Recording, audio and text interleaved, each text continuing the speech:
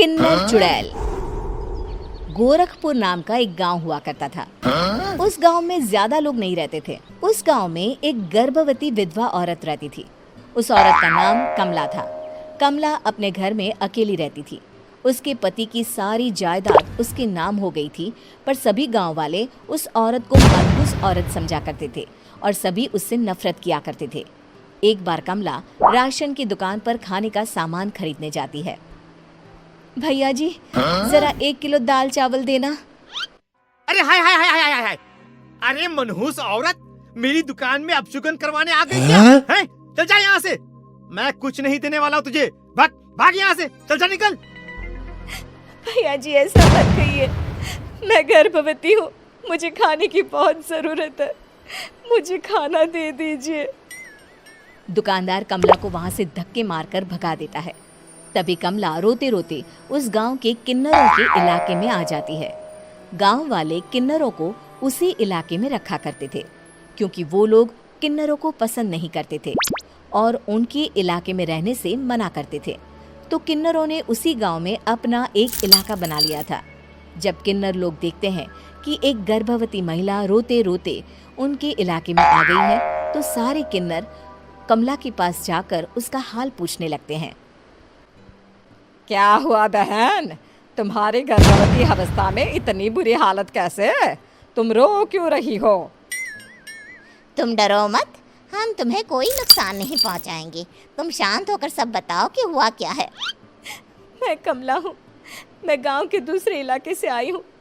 2 महीने पहले ही मेरे पति की मौत हुई है। मुझे गांव के लोग मनहूस मानते हैं, क्योंकि मैं विधवा हूँ और गर्भवती भी। वहाँ के लोग मुझे खाने के लिए कुछ बेचने के लिए भी तैयार नहीं, जिससे मेरा गुजारा नहीं हो रहा था। कोई बात नहीं कमला, हम तुम्हारा ख्याल रखेंगे। किन्नर लोग कमला को एक खाली घर में रहने के लिए जगह दे देते हैं और उसकी देखभाल भी करते हैं। कुछ ही महीने बाद कमला अपने बच्चे को जन्म देती है, पर अफसोस, कमला बच्चे को जन्म देते ही अपनी जान गंवा देती है। जब सब किन्नर बच्चे को देखते हैं तो बहुत खुश हो जाते हैं, क्योंकि वो बच्चा भी किन्नर ही था। कमला ने एक किन्नर बच्चे को जन्म दिया था। अब इस बच्चे की देखभाल कौन करेगा? हम तो इस बच्चे को गांव के दूसरे इलाके में भी नहीं भेज सकते। और तो क्या हुआ, इस बच्चे की माँ नहीं रही तो हम इसे पालेंगे। अब ये हमारे इलाके में रहेगा, हमारे साथ रहेगा।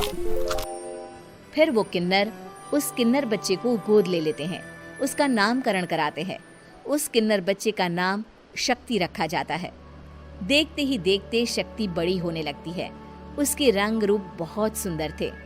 वो बहुत सुंदर किन्नर दिखती है। एक दिन शक्ति एक किन्नर से पूछती है, माँ जी सुनिए ना, ये गांव के दूसरे इलाके में भी तो लोग रहते हैं, तो हम वहाँ क्यों नहीं जाते? हम उनसे अलग क्यों रहते हैं? शक्ति, क्योंकि वो लोग हमारे जैसे नहीं, वो लोग हमें पसंद नहीं करते, इसीलिए हम उनसे अलग रहते हैं। क्यों? वो हमें क्यों पसंद नहीं करते? मुझे एक बार उस इलाके में जाना है, मैं एक बार वहाँ जाकर घूम कर आऊँ। शक्ति, खबरदार, जो तू उस इलाके में कभी भी गई तो अपनी जान नहीं गंवाना चाहती तो उस इलाके में कभी कदम भी नहीं रखेगी, समझी?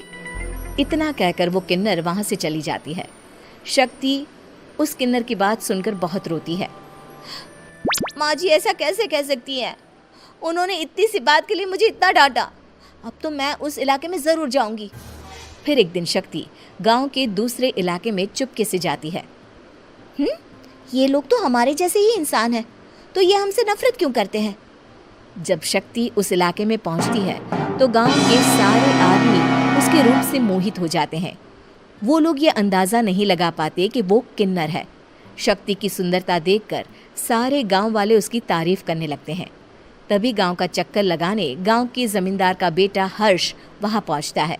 हर्ष भी दिखने में बहुत सुंदर होता है। जब हर्ष ने शक्ति को देखा तो वो भी उससे मोहित हो गया, और जब शक्ति की नज़र हर्ष पर पड़ी तो वो हर्ष को देखकर मोहित हो गई।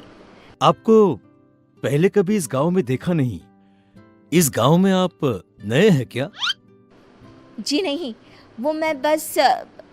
तभी शक्ति बोलते बोलते रुक जाती है और मन में सोचने लगती है, अगर मैंने इनको बता दिया कि मैं दूसरे इलाके से आई हूँ तो वो समझ जाएंगे कि मैं किन्नर हूँ, इसलिए मुझे इनसे झूठ ही बोलना पड़ेगा।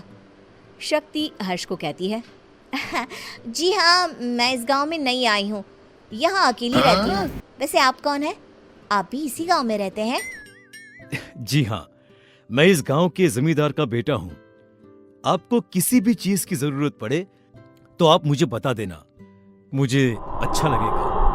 ऐसे ही शक्ति और हर्ष एक दूसरे से रोज मिलने लगते। वो दोनों अपने प्यार का इजहार करने एक दूसरे से मिलने जाते हैं। तभी शक्ति का पीछा करते करते एक किन्नर वहां आ जाती है। शक्ति, मैं तुमसे बहुत प्यार करता हूँ। मैं तुमसे शादी करना चाहता हूँ। क्या तुम मुझसे शादी करोगी? हाँ हर्ष, मैं तुमसे शादी करूंगी, पर मैं तुमको अपने बारे में एक सच्चाई बताना चाहती हूँ जो मैंने तुमसे छुपा कर रखी है। तभी उनके बीच में ही वो किन्नर आ जाती है। शक्ति, तेरी हिम्मत कैसे हुई ऐसा करने की? वो किन्नर शक्ति को खींचकर गांव के जमींदार के पास ले जाती है। हर्ष भी वहां शक्ति को बचाने के लिए पहुंच जाता है। जमींदार शक्ति और हर्ष के प्यार के बारे में सुनकर गुस्से में आ जाता है और शक्ति को गांव के बाहर निकालने की सजा देता है। शक्ति ये बात सहन नहीं कर पाती और कुएं में कूदकर अपनी जान दे देती है। जमींदार हर्ष की शादी गांव की एक लड़की से करवा देता है, पर हर्ष इस शादी से खुश नहीं होता। शक्ति अपना बदला लेने के लिए मरने के बाद किन्नर चुड़ैल बन जाती है। अब मैं इन गाँव वालों को नहीं छोड़ूंगी, अब इनसे मैं अपने प्यार का बदला लूंगी। किन्नर चुड़ैल गांव वालों को परेशान करना शुरू कर देती है। एक बार वो रात को गांव के खेतों में पहुंच जाती है और वहां आग लगा देती है। सारी फसल जल के राख हो जाती है। जब एक आदमी रात को उठकर देखता है कि खेत में आग लग गई है तो वो वहां पहुंच जाता है। वो देखता है कि खेतों के बीचों बीच एक किन्नर चुड़ैल खड़ी है और वहां खड़े होकर ताली बजा रही है। गांव वाला किन्नर चुड़ैल को देखकर बेहोश हो जाता है। जब सुबह उस आदमी को होश आता है तो वो सीधा जमींदार के पास जाता है। अरे जमींदार साहब, अरे वो किन्नर चुड़ैल ने मेरी सारी फसल जला दी। अब मैं क्या करूंगा? क्या होगा मेरा? जमींदार चुड़ैल किन्नर का नाम सुनते ही सब कुछ समझ जाता है। अब वो बहुत डर जाता है। उसी रात को जब जमींदार डर के मारे अपने कमरे में सो नहीं पाता, तभी वहां अचानक से किन्नर चुड़ैल आ जाती है। किन्नर चुड़ैल जोर जोर से जमींदार के आगे खड़ी होकर हंसने लगती है और ताली बजाने लगती है। जमींदार उस डरावनी किन्नर चुड़ैल को देखकर बहुत डर जाता है। तूने मेरे साथ बहुत बुरा किया, अब मैं तुझे जान से मार दूंगी। नहीं नहीं नहीं नहीं, मुझे माफ कर दो, मुझे मत मारो। मैं कभी ऐसा दोबारा नहीं करूंगा। अब तुम जो बोलोगी वही मैं करूंगा।